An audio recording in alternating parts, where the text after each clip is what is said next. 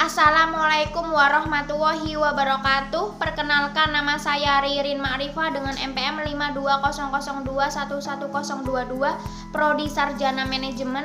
Di sini saya akan mereview 4 hal yang paling penting Indonesia pasca G30 SPKI. Yang pertama, Indonesia dalam keadaan terguncang tanpa peringatan. 3 juta komunis Indonesia berusaha merebut kendali pemerintah dengan membunuh lawan mereka dalam satu malam pembantaian. Gejolak konflik perebutan kekuasaan di Indonesia. Di balik itu semua, Bung Karno tengah memancarkan karismanya yang terkenal. Beliau presiden seumur hidup Indonesia. Meski tidak pernah dipilih oleh rakyatnya, kehancuran ekonomi yang mencekik rakyatnya. Yang kedua, pada tanggal 5 Oktober, Presiden Soekarno sebagai presiden mengeluarkan dekrit yang berisi bahwa kita harus membangun angkatan bersenjata. Kita harus menjaga persatuan sehingga tidak akan terpecah. Dan yang ketiga, Soeharto dan Orde Barunya telah mengembalikan Indonesia ke PBB, melarang Partai Komunis, mengakhiri perang sia-sia dengan Malaysia, melakukan negosiasi untuk menambah pinjaman luar negeri, memikat bantuan asing, dan menyeimbangkan anggaran, setidaknya itu di atas kertas.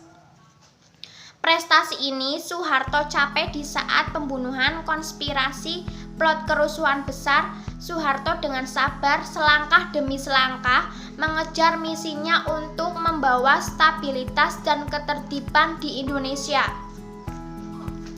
Dan yang keempat, meskipun terjadi kerusuhan di jalan, Soeharto mengatur kembali Indonesia tanpa memulai revolusi baru.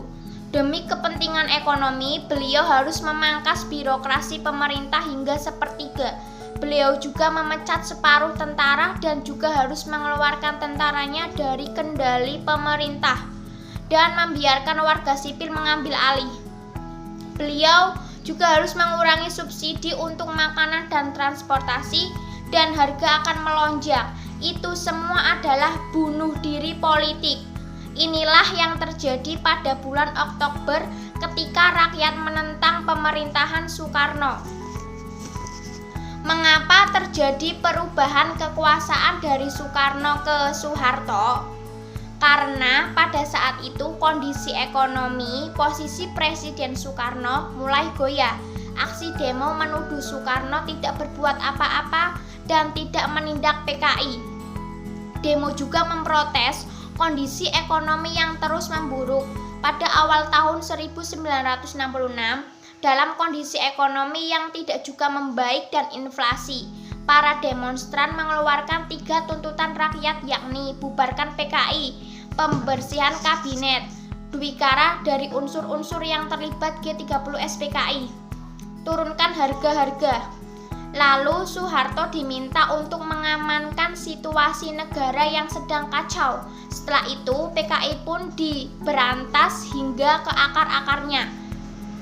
Lalu terjadilah Super Semar, Surat Perintah 11 Maret, peralihan pemerintah dari Orde Lama ke Orde Baru. Apa saja nilai atau pelajaran yang dapat diaplikasikan dalam kehidupan masa kini? Yang pertama, membuat kita sadar bahwa penjajahan bukan hanya bisa datang dari eksternal, tapi juga bisa dapat datang dari dalam negeri, sehingga kita dapat memperoleh hikmah untuk meningkatkan semangat persatuan sehingga tidak terjadi pemberontakan lagi. Yang kedua, menjunjung tinggi nasionalisme dan patriotisme.